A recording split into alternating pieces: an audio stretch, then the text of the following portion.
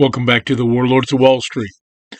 Well, today seemed to be a day of reflection.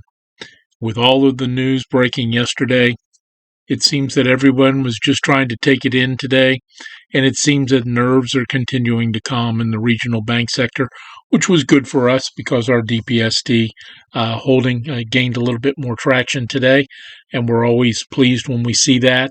We've been in it for 2 full sessions now. We're up about 12%, so we've gone ahead and moved our trailing sell limit to a 2% trail. So if she comes back, we're satisfied right where we are right here. If she pulls back down a couple of percent, then we're out with a solid 10% profit. Not too bad for a couple of days' work. However, if she continues to ease up and inch up, well, we'll go ahead and take the ride with her. But other than that, it seems that SVB found a suitor today in First Republic. That was a good buy for them.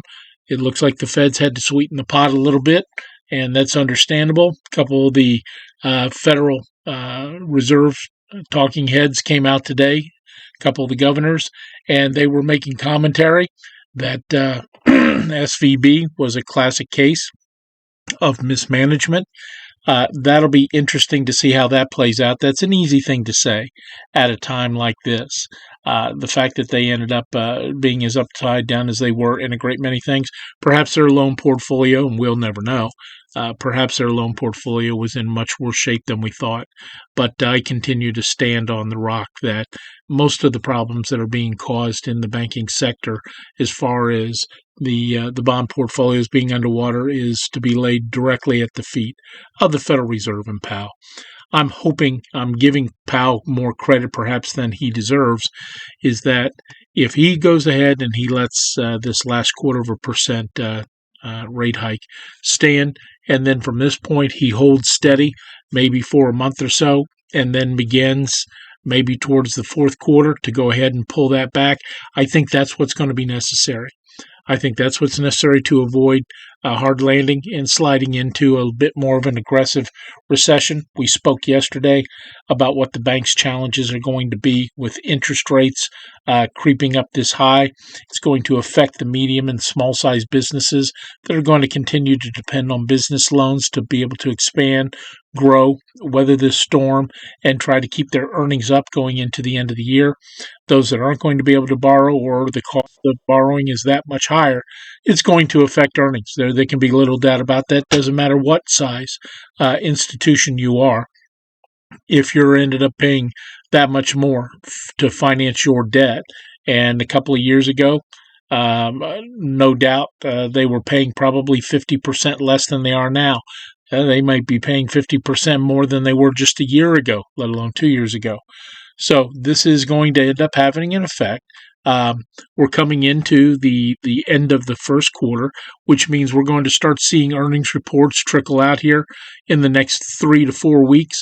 And that, as I've been saying all along, that'll end up being the tail that wags the dog. We've got to see that these earnings are coming in at least as expected, and that the guidance, that'll end up being the real divining rod here, is that if they come in and they make their numbers, so far the last couple quarters, they've been coming in and doing better numbers than expected. However, they've been giving cautious forward guidance.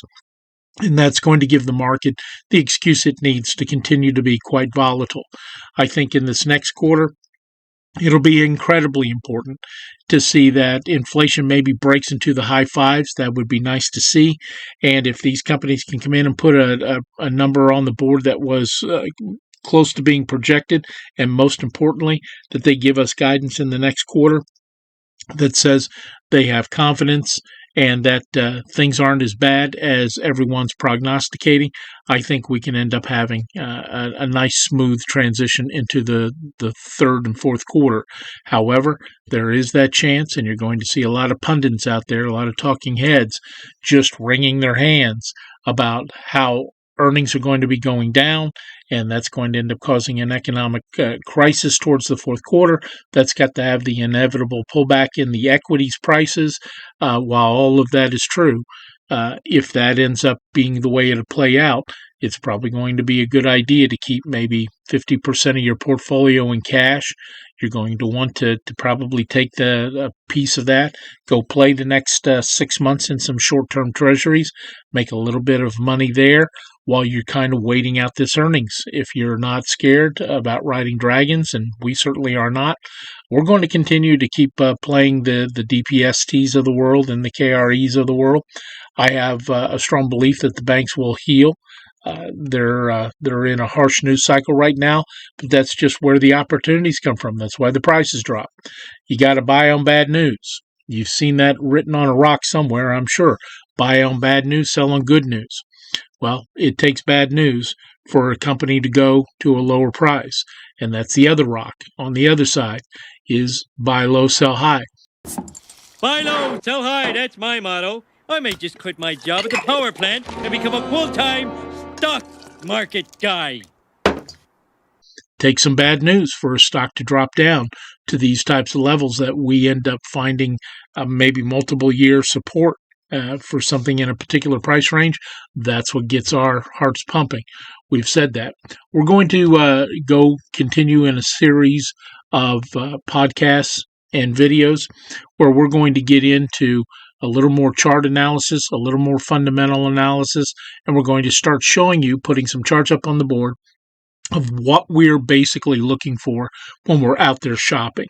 And it'll start to make sense as this continues to repeat. We put more and more of these videos out for you, because what we'll end up doing is doing a case study. Each video will be a case study on one particular stock that we find in favor over another one. And we're going to show you those two charts, literally side by side. We're going to show you where the support lines are, the resistance lines are from a technical point of view, where the 200-day moving averages are perhaps being crossed.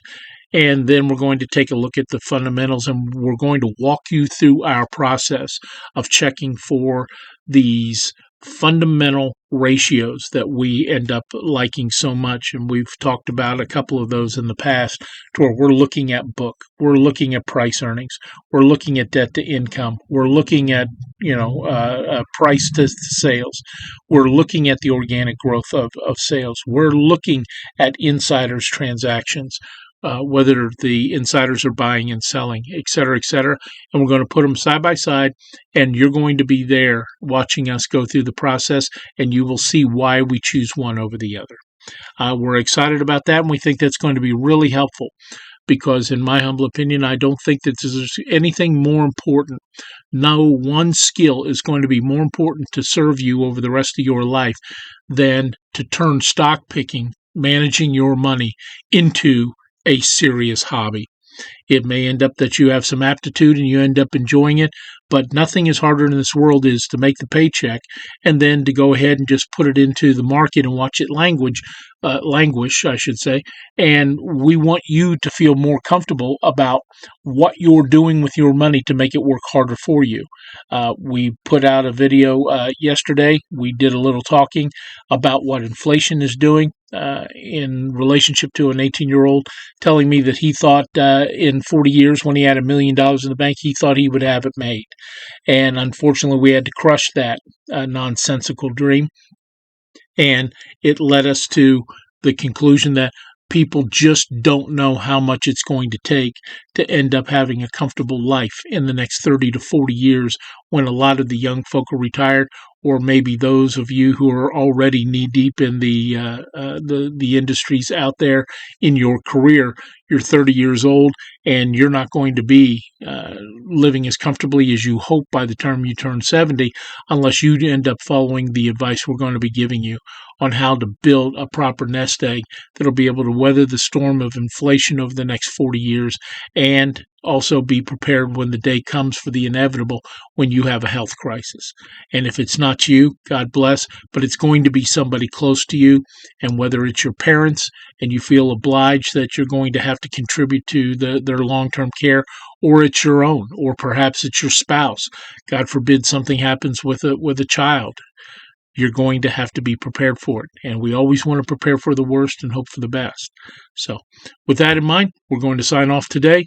Good luck. Keep your powder dry. Take your profits where you can. Don't be greedy. Take those profits.